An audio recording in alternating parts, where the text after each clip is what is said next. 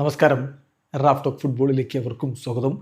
സീസണിലെ അവസാന മത്സരത്തിൽ കേരള ബ്ലാസ്റ്റേഴ്സിന് വിജയം. വിജയത്തോടുകൂടി ഈ season Kerala Blasters signing off നടത്തിയിരിക്കുകയാണ്. 1-2 ഗോളുകൾക്കാണ് ഗോവയ്ക്കെതിരെ കേരള ബ്ലാസ്റ്റേഴ്സിൻ്റെ വിജയം. ബ്ലാസ്റ്റേഴ്സിന് വേണ്ടി കെവിൻ യോക്ക് ഒടുവിലൊരു കിടിലൻ കേളറിലൂടെ പന്ത് വലയിലേക്ക് എത്തിച്ചു. പിന്നെ ഫാലു എൻഡിയയുടെ ഗോള്. 2 പേര് അർഹിച്ച 2 പേര് സീസണിൽ മിന്നിക്കെത്തിയ 2 പേര് ഗോൾ അടിച്ചിട്ടുണ്ട്.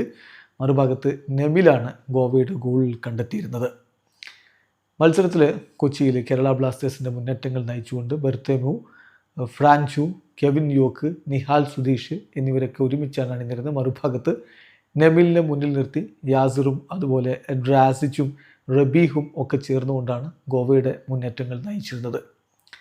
കളിയുടെ ആദ്യ പകുതി ഗോൾ രഹിതമായിട്ട് അവസാനിച്ചു. പക്ഷേ രണ്ടാം പകുതിയിൽ കെവിൻ യോക്കിൻ്റെ കിടിലൻ ഗോളിലൂടെ കേരള ബ്ലാസ്റ്റേഴ്സ് ലീഡ് എടുത്തതാണ്.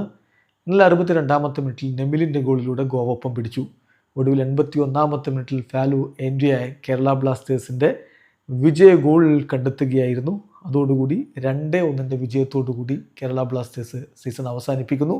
13 കളികളിൽ നിന്ന് 17 പോയിൻറ്റുമായിട്ട് ബ്ലാസ്റ്റേഴ്സ് ഇപ്പോൾ ഈ സീസണിൽ 8-ാം സ്ഥാനത്താണ് ഇപ്പോഴുള്ളത്. വീഡിയോ അവസാനിക്കുന്നു.